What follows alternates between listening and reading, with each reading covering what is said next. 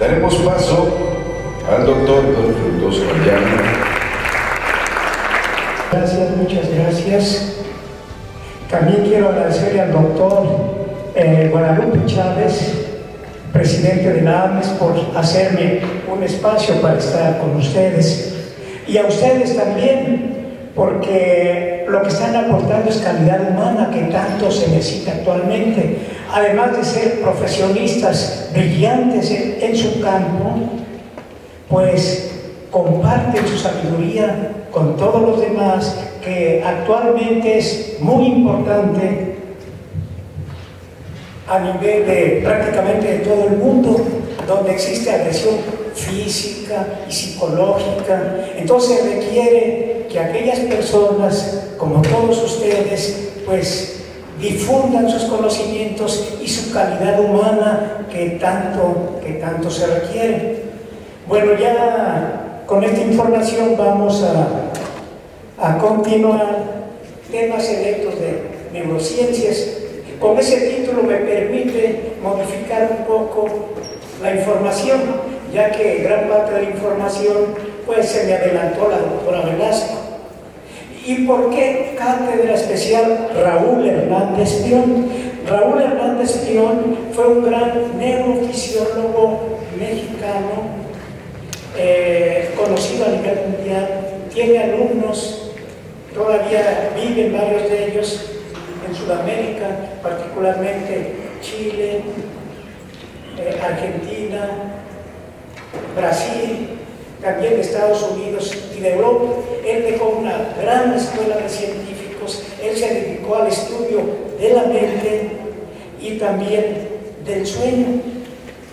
Así que este año me otorgaron la cátedra Raúl Hernández Pion y mi obligación es difundir la calidad científica de este gran investigador. Entonces, de ahí el nombre de la cátedra Raúl Hernández Pion. Me pasa la siguiente porque me dejaron sin control. La siguiente, ahí está. Si quieren apagar las luces, lo que se proyecta ahí es el Instituto Nacional de Neurología, que está en la Ciudad de México. ¿Y por qué proyecto ese instituto? Bueno, este Instituto Nacional de Neurología es de los más importantes en América Latina, dedicado a trastornos neurológicos. Y ahí en un segundo piso, esta se inauguró en 1964, y para mí es una fecha significativa, porque en julio cumplí 50 años trabajando en neurociencias y empecé a trabajar en ese instituto. En el segundo piso estaba la unidad de investigaciones cerebrales que fundó el doctor Raúl Hernández Pion. Desafortunadamente, cuando se inauguró el hospital, por problemas humanos, políticos, él ya no trabajó ahí, pero el origen de la unidad de investigaciones cerebrales fue idea del doctor Raúl Hernández Pion. Bueno, ahí ya les hablé del doctor Raúl Hernández Pion. Por el tiempo, pues nos vamos a brincar. Ahí empezamos a difundir o a trabajar en el área de neurociencias. Ahí estamos en Lyon, Francia, que ahí se acuerda bien la doctora Jiménez. Ahí coincidimos por primera vez hace más de 4 décadas y nos encontramos otra vez ahora en este congreso. Ahí estamos con un colega francés. Ya identificaron al mexicano, típico mexicano, al 100 de bigote, moreno, y ahí con un francés fuimos supuestamente a aprender, pero creo que les fuimos a enseñar también, porque manejamos muchas técnicas que ellos no manejaban adecuadamente. Hubo intercambio de información. Como ven ahí, tenemos a un animal. no se alcanza a distinguir, es un gato. El gato ha sido un animal que ha dado una gran cantidad de información para el conocimiento normal y alterado del cerebro y particularmente del sueño.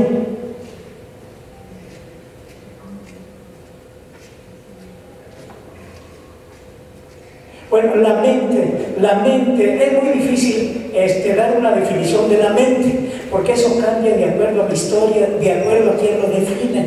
Tan solo en este momento, en unos cuantos minutos, como que detectamos dos definiciones diferentes de la mente. Por una parte, la doctora Velasco, que ya no ha regresado, y el doctor Putnik, que había regresado pero ya se escapó nuevamente. Entonces, la definición de la mente es muy difícil, pero todo mundo de manera individual tiene su propia definición. Es una capacidad que tiene el cerebro para manejar la información, para manejar las funciones cerebrales superiores, y también le permite al individuo interactuar con el medio ambiente, comunicarse, adaptarse y sobrevivir. Entonces, más o menos por ahí estarían las funciones mentales, más que una definición de la mente.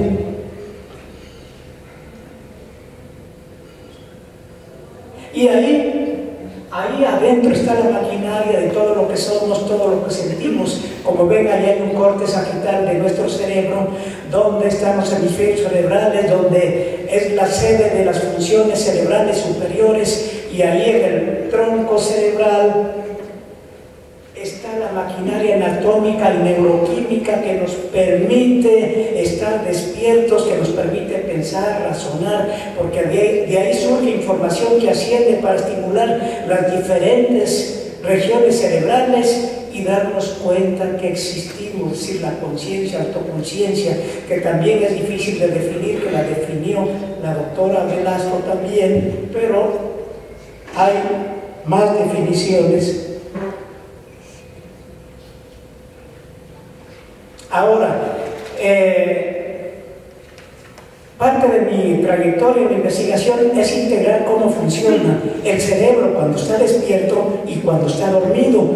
El cerebro es muy sensible a los cambios medioambientales, a todos los estímulos que recibimos. El cerebro responde de una manera determinada, no solamente después del nacimiento, aún el feto tiene la capacidad de detectar información por diferentes vías sensoriales que le ayudan a desarrollarse adecuadamente, a que el cerebro se desarrolle adecuadamente.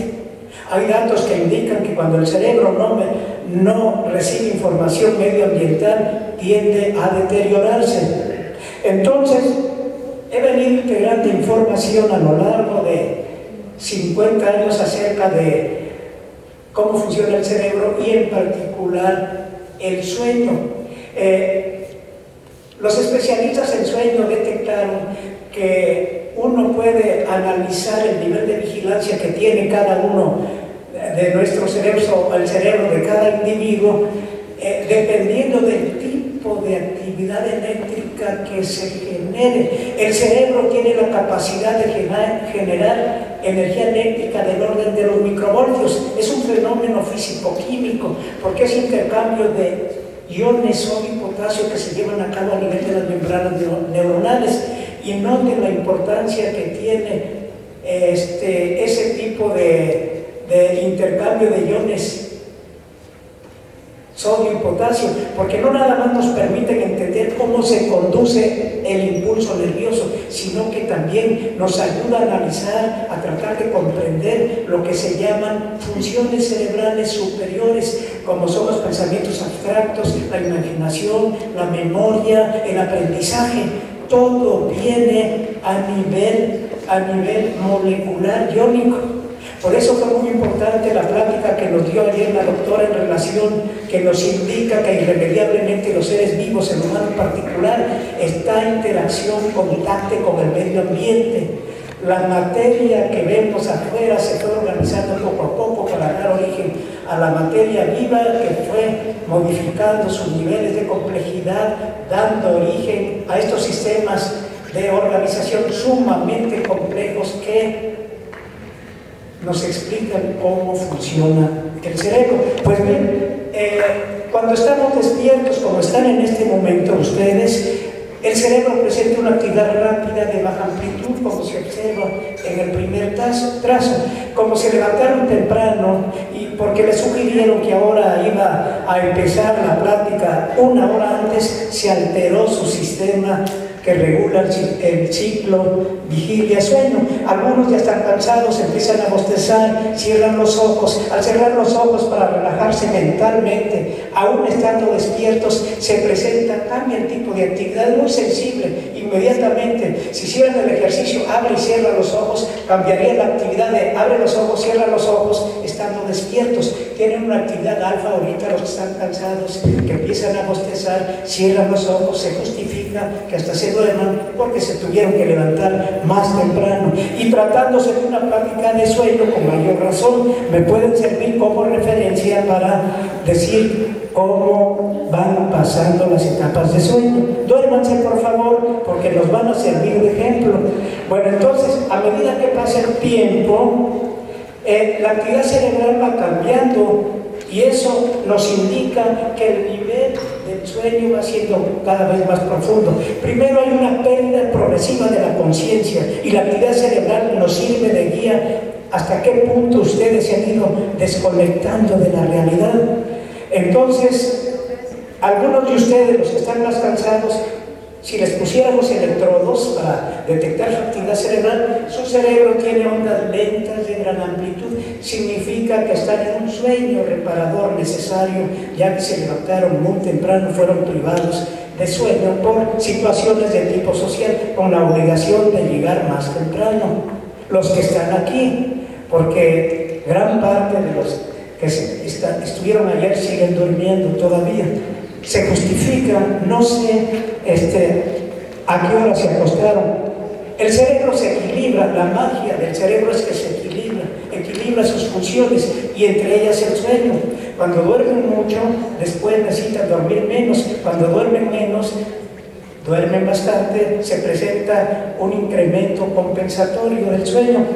Y después de 90 minutos, que ya pasaron aquí 90 minutos, repentinamente la actividad cerebral cambia, ondas lentas de gran amplitud a ondas rápidas de baja amplitud. Eso se llama sueño rápido o de movimientos oculares rápidos, porque conductualmente si observan a un durmiente, están moviendo los ojos.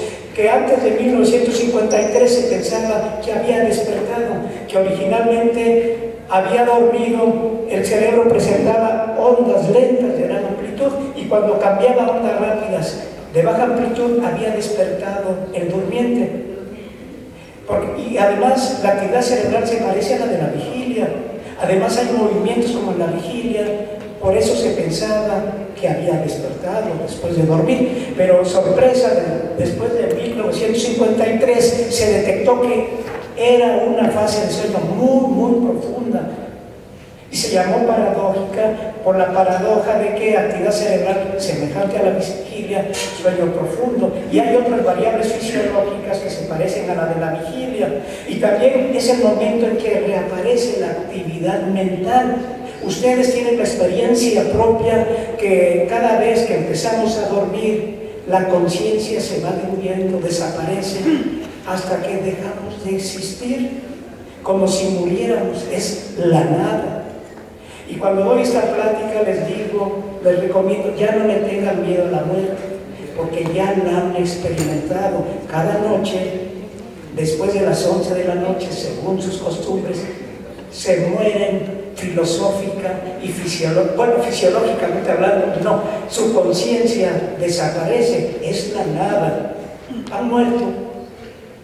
Pero después de 90 minutos readquieren una conciencia que es extraña, combinada de hechos reales con irreales, extraños, que son los sueños, las ensoñaciones, que se presentan cuando la actividad cerebral es rápida, como la vigilia. El cerebro está procesando actividad mental que da origen a los sueños.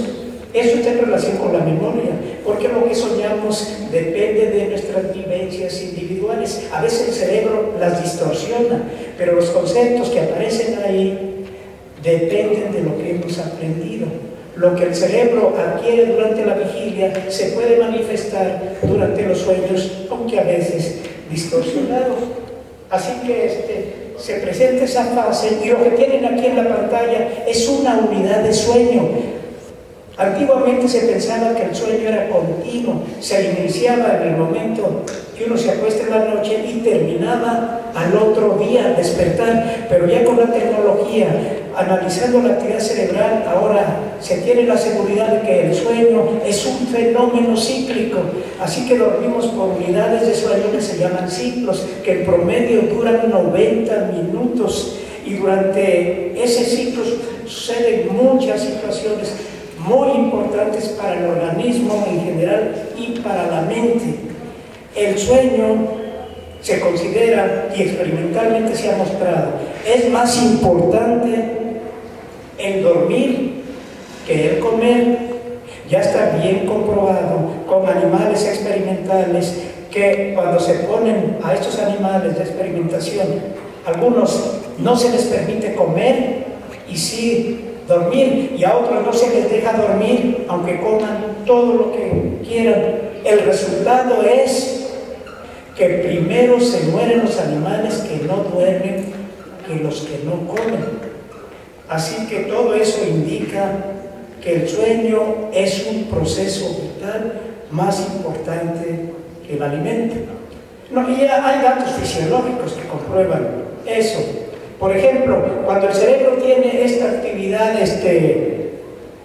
de ondas lentas de gran amplitud, se libera hormona de crecimiento, y como su nombre lo indica, pues en esa etapa el organismo tiende a crecer, a desarrollarse, pero la hormona del crecimiento no nada más sirve para crecer, controla una gran cantidad de funciones metabólicas, favorece la síntesis de proteínas, el transporte de aminoácidos, de tal manera que es fundamental para el organismo.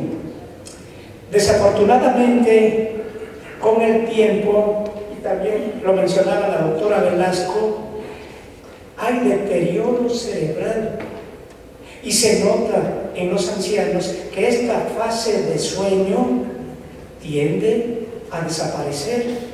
Y cuando se hacen estudios de sueño en ancianos, paralelamente con obtención de muestras de hormonas de crecimiento, estas van disminuyendo, y hay una correlación muy estrecha: ausencia de ondas lentas de gran amplitud y disminución de cantidad de hormona de crecimiento. Además, que esta fase es muy importante para la memoria. Cuando alguien no duerme adecuadamente, se le borra lo que aprendió mientras estaba despierto. Entonces, el sueño está muy ligado a procesar fenómenos relacionados con las funciones cerebrales superiores, como es aprendizaje, memoria, de tal manera que si no se duerme, se borra lo aprendido, sobre todo la memoria química, porque gran parte de la memoria se almacena inicialmente como circuitos reverberantes.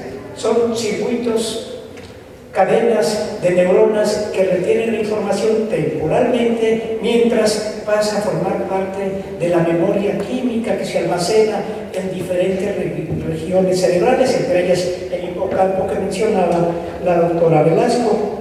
Y en el sueño humor, pues llamó mucha la atención esa fase de sueño, se emocionó todo el mundo, los psicólogos, psiquiatras, médicos, porque se detectó que es el momento donde se presenta esa actividad que emociona a muchos, la actividad mental que llamamos sueños, que han tratado de dar muchas explicaciones, a veces mágicas. La naturaleza no hace nada en vano. Las ensoñaciones no son un lujo, deben de tener una función muy importante para la sobrevivencia de los organismos, que no se sabe con precisión qué es, pero en parte el soñar es como imaginar, nada más que el soñar está fuera del control voluntario, y la imaginación, como lo hacemos cuando estamos en esta situación despiertos, controlamos la imaginación, que desempeña un papel muy importante para la sobrevivencia de los organismos. porque entre sus funciones están las funciones ejecutivas que mencionaba la doctora Velasco, la capacidad de planear. El hombre tiene la capacidad de adelantarse a los eventos que vienen, y eso le ha permitido sobrevivir, porque sabe que si no previene algo, puede morir, algún accidente. Viene un autobús lejano, sabe que no debe de atravesar, él se adelanta a lo que pudiera pasar, está planeando. Entonces, una de las funciones posibles de las ensoñaciones es que el cerebro sigue trabajando para que le permita seguir planeando, que es una función fundamental para los seres vivos. Además, ahí se liberan también hormonas, entre ellas hormonas de tipo sexual. Y esa fase de sueño se presenta 90 minutos después de que empezamos a dormir. Y les decía, aquí ya llevamos como 90 minutos o más. Los que están muy cansados posiblemente ya van a tener una fase de sueño mona, van a empezar a soñar y se van a desconectar a veces de la realidad, no saben si lo que percibe su mente es real o están soñando. Pueden detectar conductualmente quién está en sueño mono, mueve los ojos. Pero también, como se liberan hormonas, ahí sucede algo muy interesante. Cada vez que empieza esta fase de sueño, el pene se levanta, se incorpora. En el sueño llamado lento, se relaja el pene. Pero cada vez que entra el sueño mor, como relojito, se incorpora. Y esto se presenta de 3 a 6 veces cada noche, porque les digo que dormimos por ciclos de sueño que duran 90 minutos. De tal manera que en una noche de sueño hay de 3 a 6 ciclos de sueño. Bueno, y esas veces se incorpora el pene. Y ha sido tan importante este hallazgo que ha servido a los sexólogos para determinar si una impotencia es de origen psicológica u orgánica. Bueno, a ver, ponte a dormir. Tú tienes impotencia, vamos a ver, que vamos a hacer un estudio de sueño. Pongan atención en el pene, cada vez que entra en el sueño morro. Si hay erección, no tiene problemas orgánicos. La impotencia no es de origen orgánico, probablemente psicológico. Dime con quién estás casado. ¿Te trata bien? ¿O le tienes miedo? Bueno, ahí hay que hacer una terapia de pareja tranquila, consciente, no lo agredas, porque mira lo que pasa cada vez que te le acercas, pues ya no hay erección. Pero cuando en el sueño amor no hay erección, ahí es orgánico. Así que el tratamiento tiene que ser diferente. Como ven, algunos sexólogos han tomado como referencia qué pasa durante el sueño. Es que es mentira que en el sueño uno descansa. El organismo, el cerebro está trabajando. Hay síntesis de proteínas que nos permiten almacenar información que aprendemos. Aumentan las conexiones cerebrales, porque eso explica objetivamente cómo se da el aprendizaje, la capacidad del cerebro para manejar más información. Se explica porque hay conexiones nuevas que hacen más capaz al cerebro para manejar la información. Entonces, durante el ciclo vigilia-sueño hay síntesis de sustancias, hay también liberación de más hormonas. A veces las hormonas se liberan en el momento equivocado. Tomando la plática que nos dio ayer la doctora, que estamos en interacción con el medio ambiente, hay, por ejemplo, la melatonina u hormona de la oscuridad. Como su nombre lo indica, se presenta en el momento en que se mete el sol. Es una señal para el cerebro que es el momento de empezar a dormir. Entonces se libera la hormona melatonina o hormona de la oscuridad. Desafortunadamente, otra vez, en los ancianos, por eso tienen problemas de sueño, ya no se libera esta hormona, porque se calcifica la glándula pineal, que es la que sintetiza esta hormona. O también, otra hormona que sigue un ritmo de 24 horas es el cortisol, hormona que aporta energía al organismo para que lleve a cabo sus actividades cotidianas. Se libera en mayores cantidades en el día, lógico, uno anda activo, pero en algunos sujetos se altera esta ritmicidad y se libera en la noche, ya acostado, queriendo dormir. Pues se libera esta hormona, el cortisol, le aporta energía al cuerpo y a la mente y se presenta un insomnio de origen hormonal. Entonces, como ven, durante el sueño no se descansa, se trabaja mucho, porque hay que reparar lo que se consume durante la vigilia. El sueño es reparador física y mentalmente hablando. ¿Hey, qué pasó? Yo no fui. Yo tampoco. Fue allá.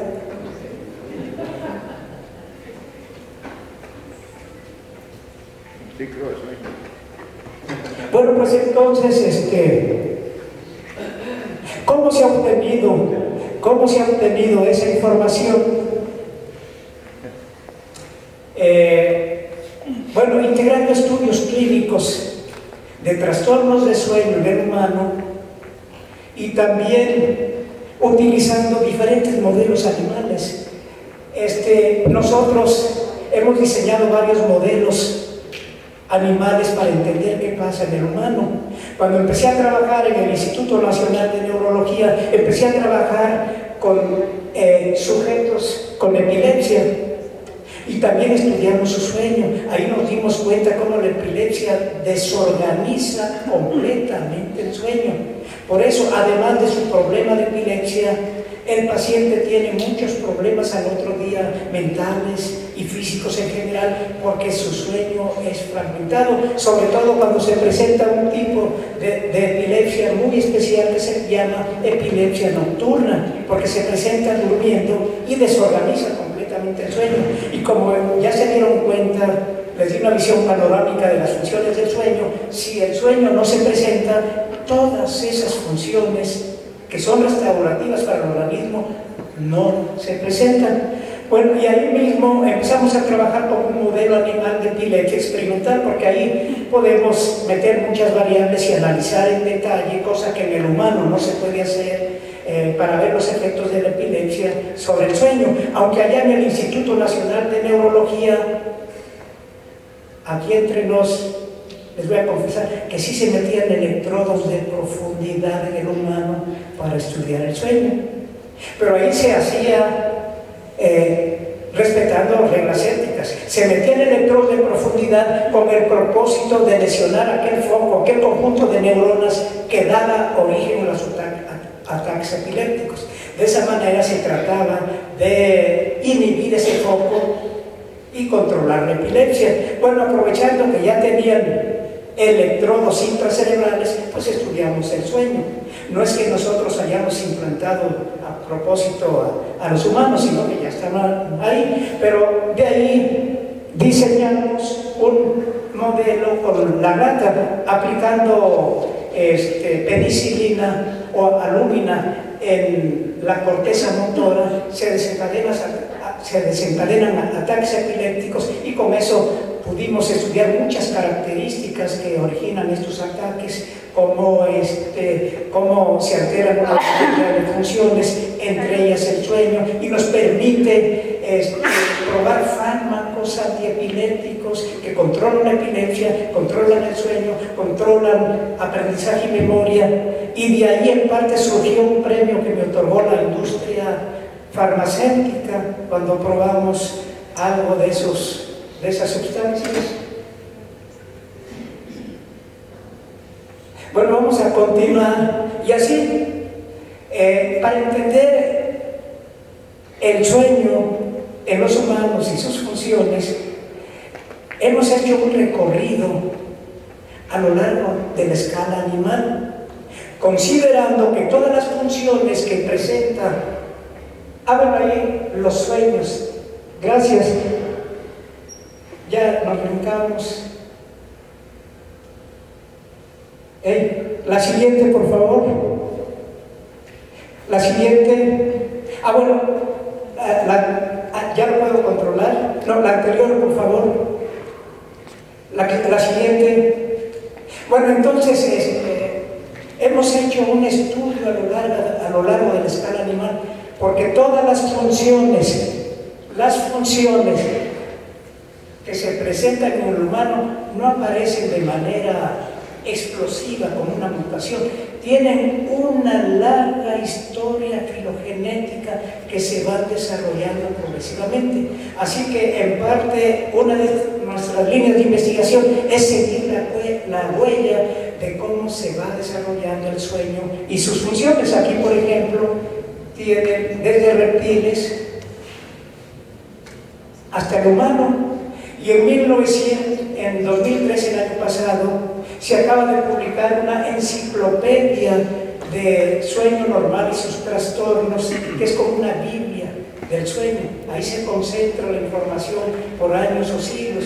Ahí logramos meter un capítulo de sueño, sobre todo un capítulo de sueño en animales que son una encrucijada filogenética, porque están en una etapa de transición evolutiva entre el humano y vertebrados considerados inferiores, que no lo son tanto, como son reptiles y batracios. Como no tienen neocorteza, y la neocorteza es muy importante para la expresión de la actividad eléctrica cerebral durante el ciclo vigilia-sueño, ahí muchos investigadores niegan la presencia de sueño.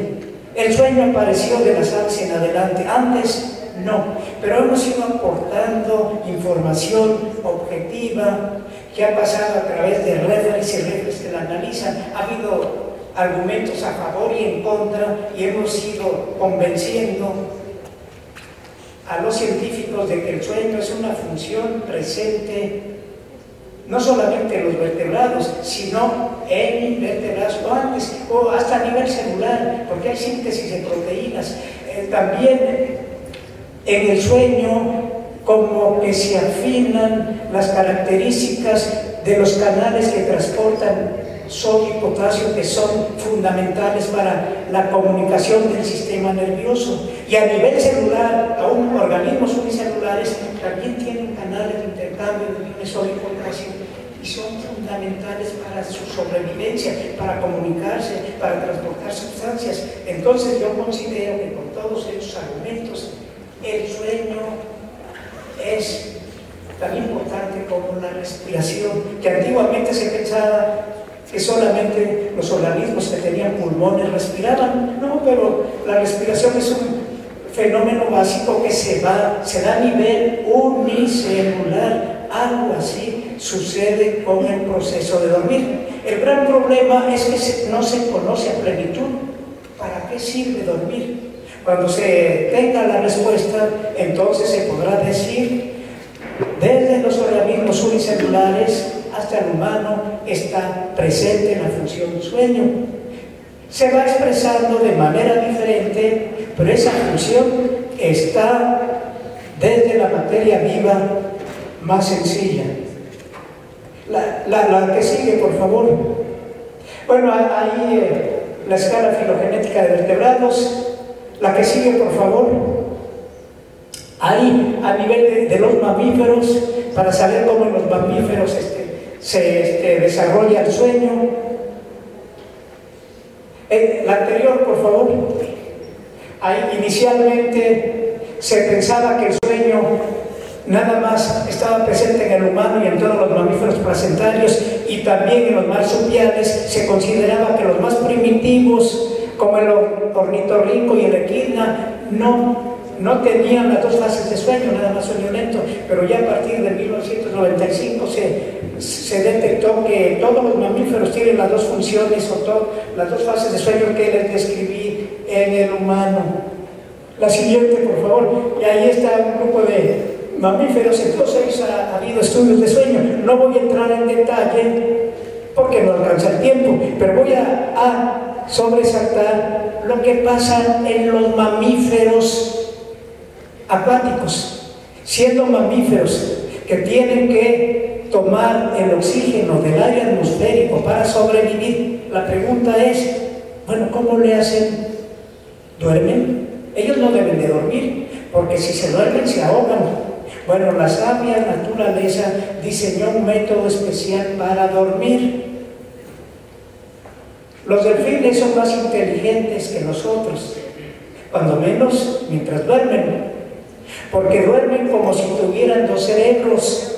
Un hemisferio duerme y el otro está vigilante, y ya después el que estaba durmiendo le toca vigilar y el que estaba vigilando duerme.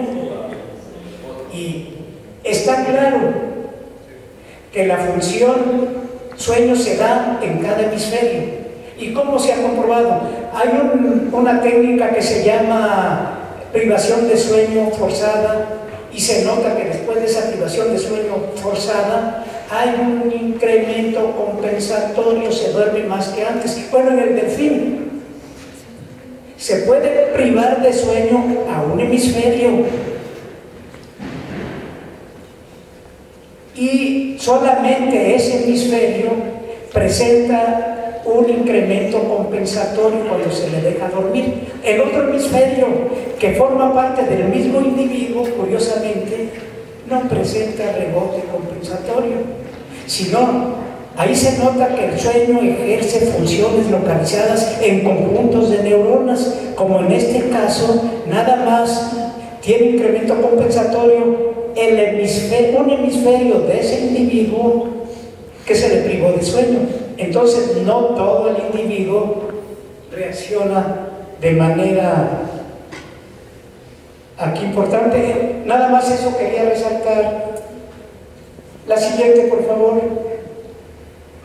Y esto nos ha llevado a tratar de hacer un estudio en humanos con el cuerpo calloso seccionado. Allí en neurología, en epileptología, pues a veces para controlar crisis epilépticas farmacológicamente intratables, ya no hay remedio más que la cirugía. Hay sección del cuerpo calloso. Sería muy interesante estudiar el sueño en estos pacientes donde no hay comunicación cerebral adecuada por la sección del cuerpo calloso. La hipótesis es que dormirían como el delfín. Un hemisferio duerme y el otro está despierto. Hay que comprobarlo, pero es una hipótesis. En animales se ha hecho. En el gato, seccionando el cuerpo calloso y el tronco cerebral, cada hemisferio duerme de manera independiente. Y cuando se aplican pruebas neuropsicológicas, lástima que ya no está la doctora Velasco, que habló mucho de las pruebas neuropsicológicas, es muy importante. El individuo con cuerpo calloso seccionado se comporta como si fueran dos individuos ocupando el mismo cuerpo.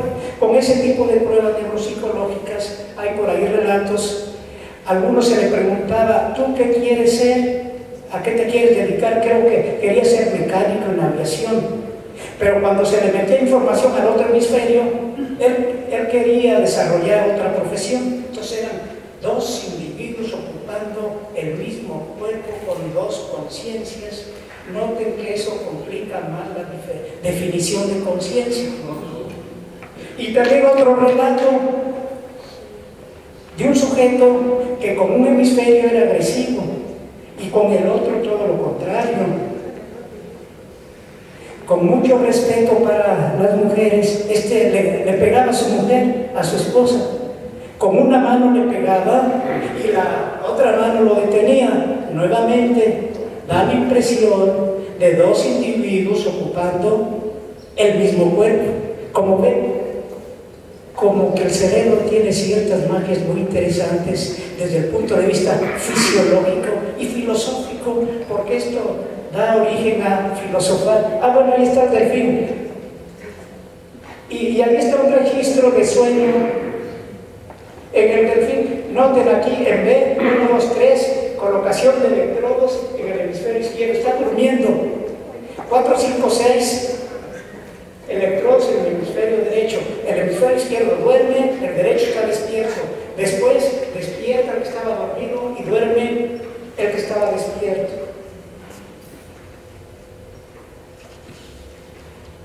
Y en la foca también sucede lo mismo, con la gran ventaja que es muy interesante. ¿Qué pasó? Cuando está en tierra firme, la foca duerme con sus dos hemisferios cerebrales simultáneamente, pero cuando anda en alta mar, un hemisferio duerme y otro está despierto.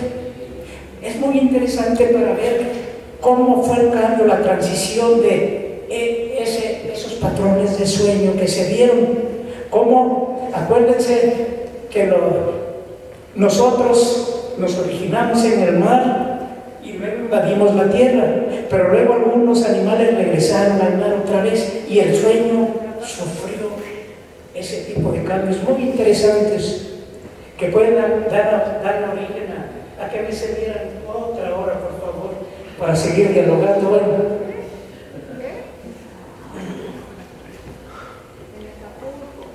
hay un grupo de mamíferos que ya les expliqué, y luego si pasamos a las aves, las aves curiosamente tienen las mismas fases que nosotros, sueño lento y sueño amor, con algunas diferencias. El humano tiene, ya les decía, de 3 a 6 ciclos cada noche. Se presenta la fase de los sueños de 3 a 6 veces cada noche. En las aves pueden presentar más de 300 a 400 fases de sueño amor en las 24 horas. Y aquí está cómo va alternando con sueño lento con sueño amor. En el humano el sueño amor dura en promedio 15 minutos, en las aves dura en promedio 10 o 12 segundos. Es el tiempo suficiente. Las aves las han visto empechadas, la mayoría están durmiendo, cabeceando, y se presenta actividad lenta de gran amplitud, y llega un momento en que van y antes de caerse despiertan. Bueno, ese tiempo es suficiente para que se presente la función de sueño amor. Antes de caerse despierta, pero ya tuvo sueño amor. Posiblemente hubo selección natural. Inicialmente las aves se quedaban dormidas y se iban a pique, y cuando las que no despertaban desaparecieron, y las que despertaron aquí están, siguen aquí acompañándonos, durmiendo con fases de sueño amor muy cortas, como ven ahí. Y vean, ese es un periquito verde. Ahí, cerca de Navidad, ya ese Pablo trabajaba intensamente, nos permitió sacar información acerca de su sueño, cerca de Navidad. Los colaboradores le sacaron el máximo provecho después de analizar, estudiar y publicar los datos. Comieron mole esa Navidad. Así que este pavo fue muy noble porque hasta alimentó a los colaboradores. Y no te vaya el sistema.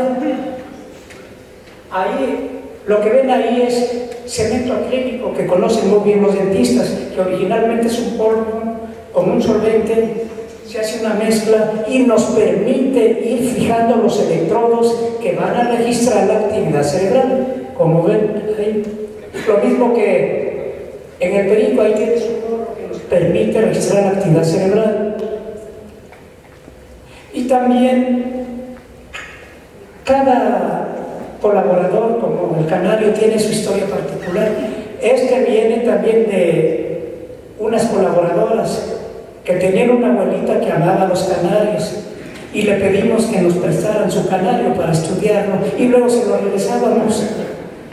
Y sí, nos prestó varios canarios para sacar información y publicar. Nada más que algunos no aguantan la anestesia, porque no hay anestésicos especiales para todas las especies. Uno tiene que diseñar el tipo de anestésico, y mientras diseñamos se nos mueren algunos. Y la abuelita, un sobreviviente, no nos los quiso recibir. Se andaba desmayando porque se lo entregamos con todo el gorrito aquí con electrodos y el acrílico ahí, como que se le salía parte del cerebro, pero no había oportunidad de quitarme eso porque se nos moría. La que se andaba muriendo era la abuelita, afortunadamente no se murió, pero sí nos regresó el canario, no lo quiso aceptar. Y ahí vemos un acercamiento, este es otro modelo, vean ahí cómo se fijan los electrodos que registran la actividad cerebral, muscular, cardíaca, etcétera, con cemento acrílico. Eso permite que se enchufen, se conecten como aparato, llega el momento de estudiarlo, se conectan, se termina el estudio, se va y se guarda el animal y nos puede durar por tiempo indefinido. Son muy nobles los animales. Y ahí el búho, ya les decía que hay una fase de sueño de las ensoñaciones o de movimientos oculares rápidos. La pregunta, ya descubrimos que las aves también tienen sueño humor, pero estos animales que no mueven los ojos tendrán sueño humor. Vamos a estudiarlos. Hay estudios, se pusieron electrodos y se demostró que a pesar de que no mueven los ojos, además de sueño lento, tienen la fase equivalente al sueño humor. Nada más que no pueden mover los ojos, porque han quedado encapsulados en las órbitas. Y hay algunas aves que vuelan de un extremo del continente a otro y a veces de continente a continente, sin descansar. Pues no, que el sueño desempeña una función vital. Y estos animales no duermen por días, semanas y no se mueren, siguen volando.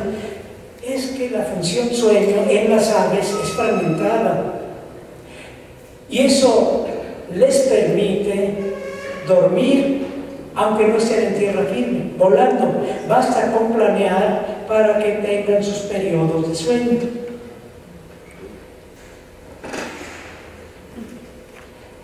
El pollito ha sido un modelo muy interesante para entender ahora la ontogenia del sueño, es decir, cómo los patrones de sueño se van modificando de acuerdo a la edad y se van modificando de manera significativa, porque depende de la maduración cerebral.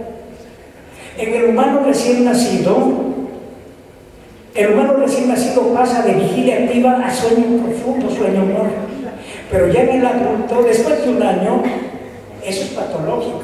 Solamente el narcoléptico puede pasar de vigilia activa a sueño profundo, pero el recién nacido no se tiene explicación por qué pasa de vigilia activa a sueño profundo. En parte porque una de las funciones del sueño humor es estimular al cerebro endógenamente, porque la estimulación es fundamental para el desarrollo de las funciones cerebrales.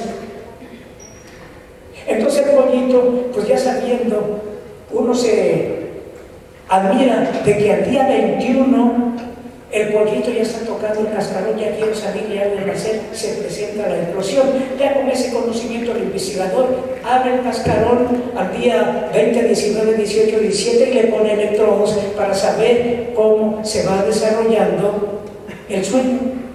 En el humano, los humanos prematuros son muy valiosos para los estudiosos de sueño, porque ellos nos dan información acerca de la ontogenia del sueño.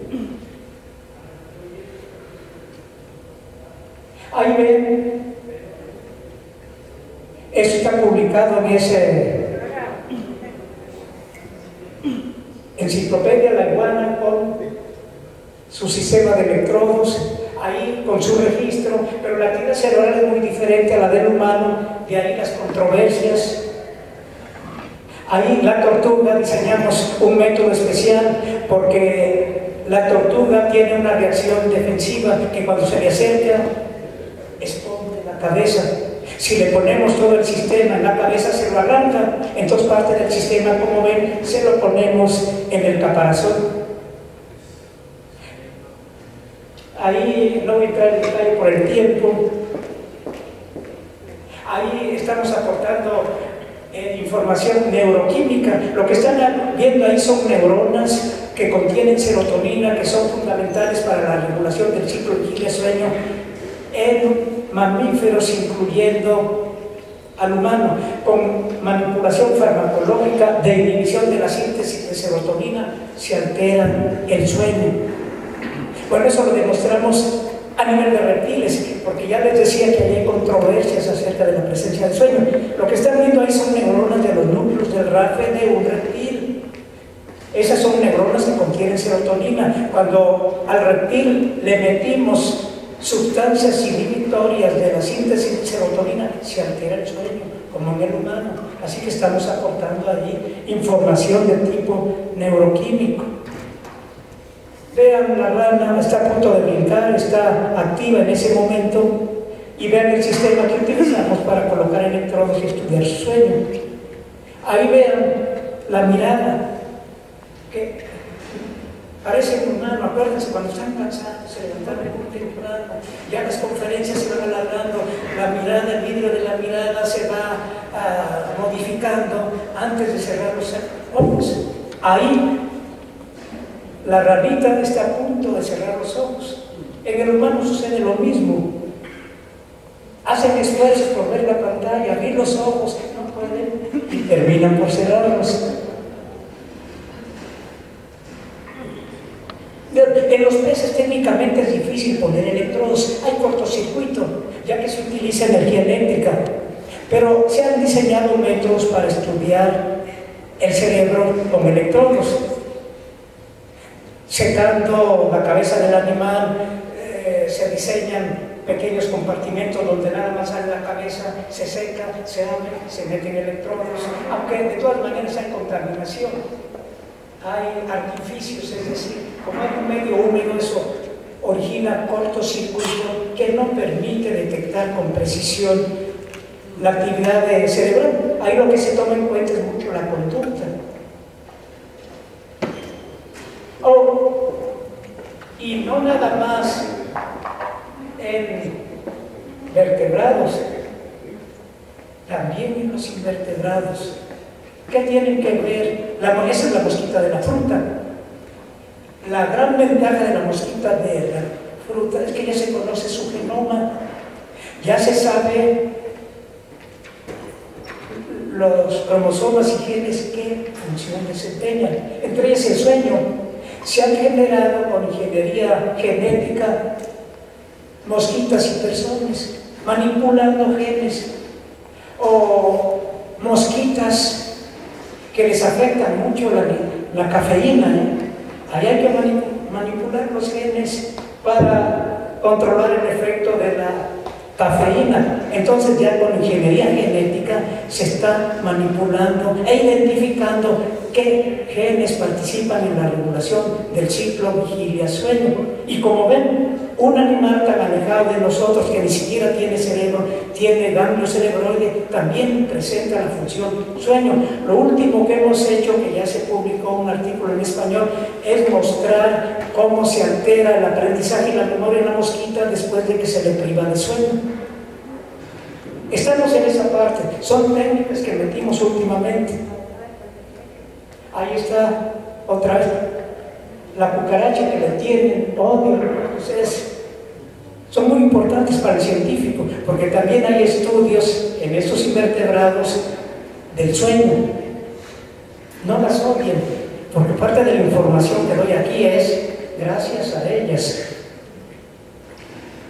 El pulpo, que es un animal todavía menos desarrollado, también tiene periodos de ciclo vigilia-sueño y tiene un cerebro muy importante.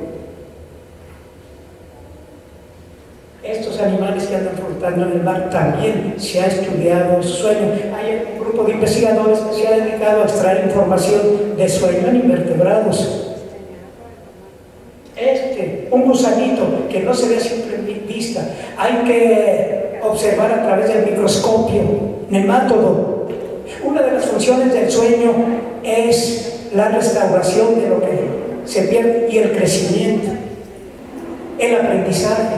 Bueno, este animalito, cuando se le priva de sueño, deja de crecer. Y aquí se puede manipular el crecimiento global y también del sistema nervioso, porque cada vez que dormimos, como les decía, el cerebro es muy sensible a detectar buscar señales de afuera y selecciona aquellas que son importantes para la sobrevivencia. Eso lo aprendemos. A veces aprendemos basura. El cerebro tiene que seleccionar. De lo aprendido que es basura lo tiramos y retenemos lo que sirve para sobrevivir. Entonces, a estos animalitos, cuando se les priva de su reposo conductual o sueño y se estudian sus conexiones sinápticas, el número de conexiones sinápticas es menor en comparación a aquellos animalitos que se les dejó dormir tranquilamente. Entonces, como ven, nos vamos acercando a la función sueño fundamental, que es de la materia viva, como les decía, la respiración. Ahí es otro invertebrado. Y noten una llamada de atención: estamos, el peor depredador que existe en el planeta Tierra es el humano, somos nosotros. Estamos acabando con nuestro hogar, que ya mencionábamos. Y vean, a propósito de sueño, osos polares que se apoyan para dormir en el hielo, pero ya estamos acabando con el hielo. Se van a ahogar porque no van a tener dónde apoyarse para dormir. Vean, ahí ya no puede dormir. Entonces estamos acabando con esa especie, nada más analizando una pequeña función. Ahí estamos acabando con nuestro planeta. Y por eso es muy importante para todos nosotros que, además de manejar un área del conocimiento, queremos aportar algo más a la calidad humana, a dar algo que tenemos nosotros para una mejor sociedad. Entonces, yo tengo la esperanza de que esta asociación siga creciendo para llevar este mensaje de que más que destruirlos tenemos que ayudarnos unos a otros. Todos tenemos algo que dar. Y por eso, pues, les agradezco a ustedes su atención y también mi reconocimiento, porque ustedes hacen esfuerzos para aportar lo mejor de ustedes, que es fundamental para la sobrevivencia del humano. Pues muchas gracias por su atención. Les di una visión panorámica. Así también pido la presencia del doctor Fructuoso Ayala Guerrero, recibiendo la distinción Maximum Leader of Excellence Hitler por su participación, y recibe el título de Máster en Ciencias de la Salud.